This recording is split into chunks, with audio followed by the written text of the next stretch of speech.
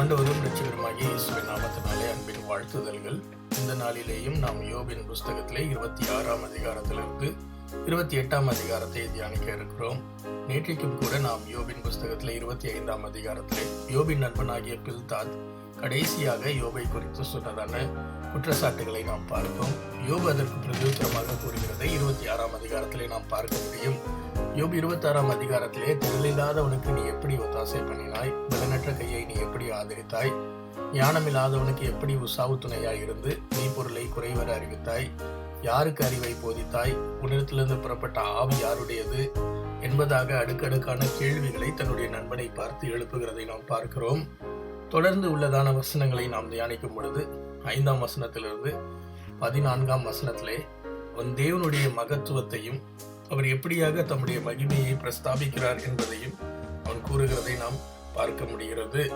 அதை தேவனுடைய சிருஷ்டிப்பில் இருந்தும் இந்த நாம் காண்கிற யாவற்றையும் இந்த உலகத்திலே இருக்கிறதான யாவற்றிலிருந்தும் அதை அறிந்து கொள்ள முடியும் என்பதாக யோபு கூறுகிறதை நாம் பார்க்க முடிகிறது. நாம் அதிலே சில வசனங்களை பார்க்கும் பொழுது அவருக்கு முன்பாக பாதாளம் வெளியாய் திறந்திருக்கிறது, நரகம் மூடப்படாதிருக்கிறது என்று சொல்லி 6ஆம் வசனத்திலே கூறுகிறார். 8ஆம் வசனத்திலே அவர் தண்ணீர்களை தம்முடைய கார்மேகங்களிலே கட்டி வைக்கிறார், அதில் பாரத்தினால் மேகம் கிழிகிறதில்லை. அவர் தமது சிங்காசனம் நிற்கும் ஆகாசத்தை ஸ்திரப்படுத்தி அதன் மேல் தமது மேகத்தை விரிக்கிறார் என்பதாக யோபு வர்ணிக்கிறதை நாம் பார்க்கிறோம்.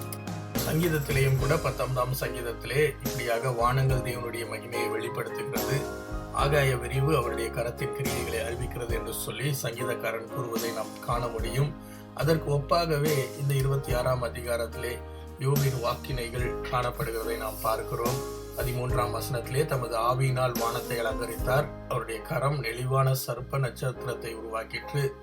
இதோ இவைகள் அவருடைய கிரியையில் கடைக்கோடியானவைகள், அவரை குறித்து நாங்கள் கேட்டது எவ்வளவு கொஞ்சம், அவருடைய வல்லமையின் இடி முழக்கத்தை அறிந்தவன் யார் என்று சொல்லி இந்த 26ஆம் அதிகாரத்தை யோபு முடிக்கிறார். ஆண்டவருடைய கிரியைகளை நாம் காணும் பொழுது நாம் காண்கிறதெல்லாம் மிகவும் கொஞ்சமானவைகள். திரளான கிரியைகளை உண்டாக்கின தேவன் அவருடைய கரத்தின் வல்லமை திரளானவைகளை செய்தது என்பதாக யோபு இந்த இடத்திலே கூறுகிறதை நாம் காண முடியும். ஆம்பரியமானவர்களே, தேவனுடைய வல்லமை அது அளவிட முடியாதது, நாம் அறிந்து கொள்ள முடியாதது, நம்முடைய அறிவுக்கு எட்டாததாக இருக்கிறது. எண்ணி முடியாத அதிசயங்களையும் ஆராய்ந்து முடியாத பெரிய காரியங்களையும் தேவன் செய்கிறார் என்று சொல்லி நாம் வேதத்திலே வாசிக்கிறோம். இதுவரை தேவனுடைய வல்லமையை விவரித்ததான யோபு 27ஆம் அதிகாரத்திற்குள்ளாக வரும் பொழுது தன் பிரசங்கிய வாக்கியத்தை தொடர்ந்து என் சுவாசம் என்னிலும் தேவன் தந்த ஆவி என் நாசியிலும் இருக்கப்பட்டும் என் உதடுகள் தீங்கு செய்வதும் இல்லை, என் நாக்கு கபடம் பேசுவதும் இல்லை என்று சொல்லி யோபு தேவனுக்கு முன்பாக உடன்படிக்கை பண்ணுகிறதை நாம் பார்க்கிறோம். யோபின் வாழ்க்கையிலே அவன் அதிலே உறுதியாக காணப்பட்டதை நாம் தொடர்ந்து நாம் இருக்கிறதான அதிகாரங்களிலேயும் பார்க்க முடியும். 4ஆம் வசனத்திலே பார்க்கும் பொழுது என் நியாயத்தை தள்ளிவிடுகிற தேவன் என்று சொல்லி யோபு அந்த இடத்திலே தேவனை வர்ணிக்கிறார். தான் செய்கிற நியாயமான காரியங்களுக்கு தேவன் இதுவரைக்கும் பதில் தரவில்லை என்ற தனது மனதின் அங்கலாய்ப்பை விவரிக்கும்படிக்கு யோபு இவ்வாறாக கூறுகிறதை நாம் பார்க்கிறோம். தொடர்ந்து 7ஆம் வசனத்திலிருந்து 12ஆம் வசனத்தை நாம் வாசிக்கும் பொழுது யோபு சொல்லுகிறார், எனக்கு பகைஞனாக இருக்கிறவர்கள், எனக்கு ஆகாமல் இருக்கிறவர்களின் மேல் தேவன் நீதியை வர்ஷிக்க பண்ண வேண்டும். அவர்கள் எல்லோரும் எனக்கு விரோதமாக பேசுகிறார்கள், எனக்கு விரோதமான காரியங்களை கூறுகிறார்கள் என்று சொல்லி முக்கியமாக தன்னுடைய 3 நண்பர்களை தேவன் நியாயம் தீர்க்க வேண்டும் என்பதாக யோபு கேட்கிறதை நாம் பார்க்கிறோம். யோபு அவர்களை தேவ பயம் இல்லாதவர்கள் என்று சொல்லி தேவன் அவர்களை அதற்கு ஏற்றதாக தண்டிக்க வேண்டும் என்று சொல்லியும் ஆண்டவரிடத்திலே கேட்கிறதை நாம் பார்க்கிறோம்.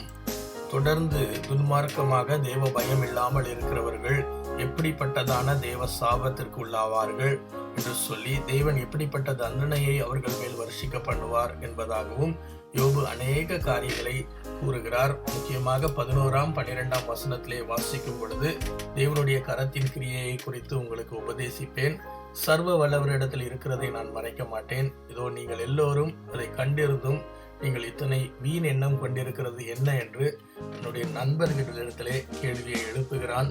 அதே சமயத்திலே அவர்கள் தேவனுக்கு பிரியமில்லாமல் தொடர்ந்து வாழ்கிறார்கள் என்று சொன்னால் அவருடைய வாழ்க்கை எப்படியாக தேவ தண்டனைக்குள்ளாக மாறும் என்பதை அவன் விவரித்து சொல்கிறதை நாம் பார்க்கிறோம்.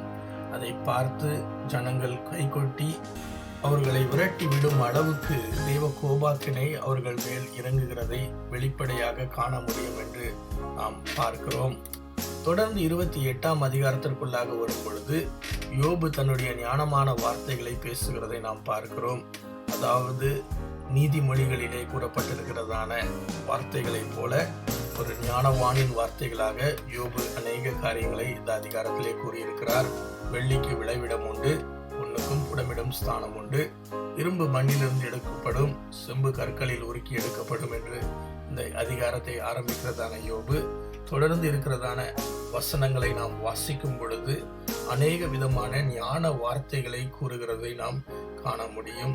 முக்கியமாக நாம் பார்க்கிறோம் என்று சொன்னால் இந்த அதிகாரத்தினுடைய கடைசி வசனம் யோபு 28:28 பார்க்கும் பொழுது, மனுஷனை நோக்கி இதோ ஆண்டவருக்கு பயப்படுவதே ஞானம், பொல்லாப்பை விட்டு விலகுவதே புத்தி என்றார் என்று சொன்னான். மனுஷன் தேவனுக்கு பயப்படுகிற பயத்தோடு இருப்பதே எல்லா ஞானத்திலும் சிறந்தது என்று யோபு கூறுகிறதை நாம் பார்க்கிறோம். பொல்லாப்பை விட்டு விலகுவதே நாம் புத்திமானாக நடந்து கொள்வதின் அடையாளம் என்று சொல்லி யோபு கூறுகிறார். வேதத்திலேயும் நாம் வாசிக்கிறோம். நீதிமொழிகள் 1ஆம் அதிகாரம் 7ஆம் வசனம், கர்த்தருக்கு பயப்படுதலே ஞானத்தின் ஆரம்பம் என்று ஞானி கூறுகிறதை நாம் பார்க்க முடியும். அதையே யோபும் கூறியிருக்கிறதை நாம் காண முடிகிறது. பிரியமானவர்களே, நம்முடைய வாழ்க்கையிலையும் கூட நாம் தேவனுக்கு பயப்படுகிற பயம், தேவனுடைய வார்த்தைக்கு பயப்படுகிற பயம் உள்ளவர்களாக காணப்படும் பொழுது நம்மிலே ஞானம் விளங்குகிறதாக இருக்கிறது என்று சொல்லி நாம் பார்க்கிறோம். இந்த வார்த்தைகள் எல்லாம் தேவ ஞானத்தினாலே நமக்கு அருளப்பட்டவைகளாக இருக்கிறது. இவைகளை நாம் தொடர்ந்து தியானிப்போம். ஆண்டவர் நம்மை ஆசீர்வதிப்பாராக. God bless you.